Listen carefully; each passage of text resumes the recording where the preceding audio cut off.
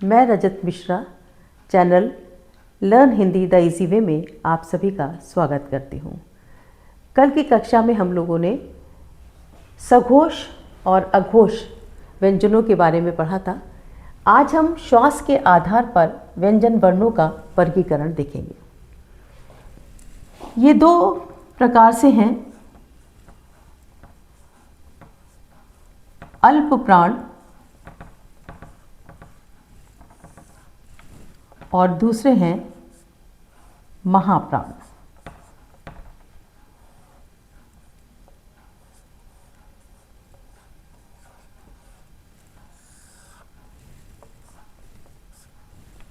जैसा हम इनके नाम से भी देखेंगे कि अल्प का मतलब है थोड़ा और प्राण से मतलब है हवा या वायु से।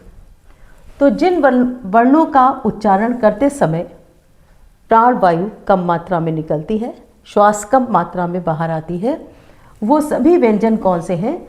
अल्प प्राण हैं। यानी हम दूसरे शब्दों में कह सकते हैं कि जिनके उच्चारण के समय हकार की ध्वनि नहीं होती, वो सभी व्यंजन अल्प प्राण हैं। अब ये व्यंजन कौन कौन से हैं? हर वर्ग का पहला व्यंजन, तीसरा व्यंजन और पांचवा व्यंजन, ये क्या है? अल्प प्राण है। अब हम क्या करें? खा को जोड़ दें,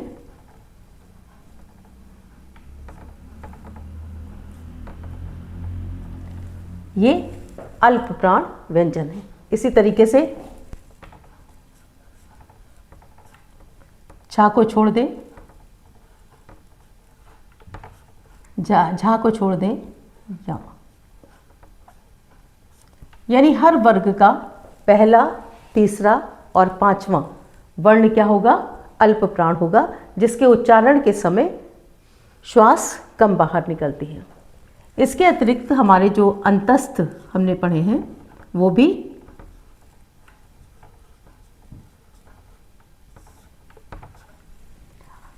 अल्प प्राण व्यंजन में ही आते हैं, यानी या, रा, ला और वा, ये भी हमारे अल्प प्राण व्यंजन हैं। यानी जिस समय हम इन व्यंजनों का उच्चारण करते हैं, यानी हर वर्ग का, कवर्ग का, चवर्ग का, टवर्ग का, तवर्ग का और पवर्ग का पहला, तीसरा और पांचवा व्यंजन वर्ण क्या है? अल्प प्राण है। इसके अलावा अंतस्थ, यारा, लावा भी क्या है? अल्प प्राण है। इसी तरीके से महाप्राण, महा से मतलब अधिकता से, जहाँ पर वायु अधिक मात्रा में निकलती है या हकार की ध्वनि ज़्यादा निकलती है, वो सभी व्यंजन क्या है? महाप्राण है। यानी अब हमें कौन से मिल रहे हैं यहाँ पे? दूसरा और चौथा, यानी हर वर्ग का दूसरा और चौथा व्यंजन क्या है? महाप्राण है। तो इसमें का को हमने छोड़ा, खा, गा को, इसके बाद घा, इसी तरीके से छा, झा, ठीक है। इसी तरीके से पांचों उसमें टवर्ग में आएंगे, तो टा, उसके बाद हम ठा ले लेंगे,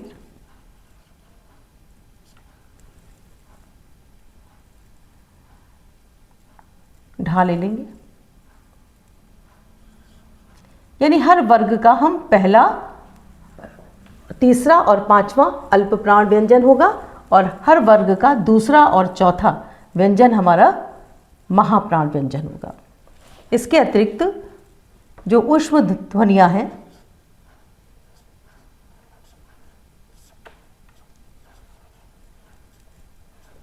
शा, शा, सा, हा, ये भी क्या होंगी? सब महाप्राण ध्वनियां हैं।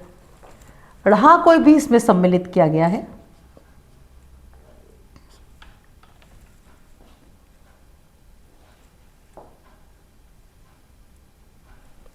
तो इस तरीके से ये हमारे महाप्राण व्यंजन हैं। ये सारे अल्प प्राण, यानी इसको याद करने का तरीका क्या है? पहला, तीसरा और पांचवा अल्प प्राण व्यंजन है और दूसरा और चौथा हर वर्ग का व्यंजन महाप्राण व्यंजन है। इसके अतिरिक्त ऊष्म व्यंजन शाशा, साहा भी महाप्राण व्यंजनों की ही श्रेणी में आते हैं। इसको पहचानने का एक और भी तरीका है कि जिस समय हम इन व्यंजन वर्णों का उच्चारण करें तो अगर हम अपना हाथ आगे लगाएं तो देखेंगे कि श्वास इन वर्णों के उच्चारण के समय कम निकलती है, और जब हम दूसरा और चौथा व्यंजन उच्चारित करते हैं उस समय श्वास मुख से ज़्यादा निकलती है। आप बोलकर भी देखेंगे कि का और खा दोनों का अंतर आपको दिखाई देगा। तो आज हमने क्या पढ़ा कि श्वास के आधार पर हम व्यंजन वर्णों का वर्गीकरण किस प्रकार करते हैं। ये दो हैं, अल्प प्राण और महाप्राण। तो आप इसको अल्प प्राण और महाप्राण इन व्यंजनों को अगर आपको समझ में आ गया है तो आप हमें अपने कमेंट बॉक्स में इसके बारे में बताएं। अगर कोई आपको कहीं दिक्कत है तो उसे भी आप स्पष्ट करें और मेरे चैनल को सब्सक्राइब करें।